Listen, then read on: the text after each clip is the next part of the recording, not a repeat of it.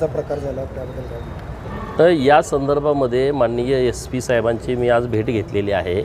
सातत्यानं असे प्रकार वाढत आहेत तर त्याला आळा बसला पाहिजे या दृष्टिकोनातून कडक पावलं पोलीस प्रशासनानं उचलावी अशा पद्धतीची भूमिका मी माननीय SP साहेबांच्याकडे मांडलेली आहे. कारण हा प्रकार जतमध्ये घडला आणि हे सगळे लोक एकाच गावातले आहेत, नात्यागोत्यातले आहेत आणि हे प्रकरण सातत्यानं वाढायला लागलेले आहेत. तर परत असं काही प्रकरण घडू नये याच्यासाठी योग्य काळजी पोलिसांनी घ्यावी अशा पद्धतीची विनंती माननीय SP साहेबांच्याकडे केली आहे. जतमध्ये हा प्रकार घडलेला आहे, वेळी जर का पोलिसांनी रोखलं असतं तर ही दुर्घटना घडली नसती.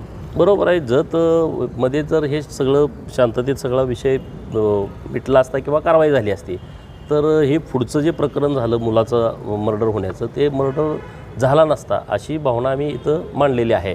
परंतु आता इथून पुढं पोलीस प्रशासनाने असे जेव्हा सेन्सिटिव्ह विषय येत आहेत तेव्हा अत्यंत गांभीर्यानं या सगळ्या विषयाकडे बघितलं पाहिजे आणि त्या विषयाचा तात्काळ कारवाई तर करणे नाहीतर ते सामंजस्यपणाने मिटवणे दोन्हीपैकी एक काहीतरी तात्काळ केलं पाहिजे की जेणेकरून असे प्रसंग होण्यापासून टाळलं जाईल. सध्या सांगली जिल्ह्यामध्ये गुन्हेगारी वाढत चाललेली आहे, त्या संदर्भात आपण मुख्यमंत्री गुन्हेगारीचा योग्य बंदोबस्त पोलीस प्रशासन करेल. त्यामुळं माननीय मुख्यमंत्री महोदयांनाही आम्ही सोमवारी हे सगळं कानावरती घालतो आहे. पण तरीसुद्धा पोलीस प्रशासनाने चांगली तयारी करावी आणि हे जे सगळे गुंडगिरी करणारी लोक आहेत सांगली शहरामध्ये ग्रामीण भागामध्ये त्यांच्यावरती वचक असावी, त्यांच्यावरती योग्य आणि कडक कारवाई करावी अशी मागणी माननीय SP साहेबांच्याकडे मी केली. कुठेतरी पोलिसांनी आता ॲक्शन मोड येण्याची 100% ॲक्शन मोडवरती आलंच पाहिजे पोलिसांनी. आणि असं नाहक लोकांचं बळी जाणं हे आपल्यासाठी योग्य नाही, चांगलं नाही आणि त्यामुळं एकदम कडक पाऊल पोलीस प्रशासनानं उचलावं अशा पद्धतीची भूमिका आमची आहे आणि ती आम्ही आता इथं मांडलेली आहे. जतच्या पोलिसांनी वेळीच दखल घेतली असती तर या 13 वर्षाच्या निष्पाप मुलाचा जीव गेला असता का?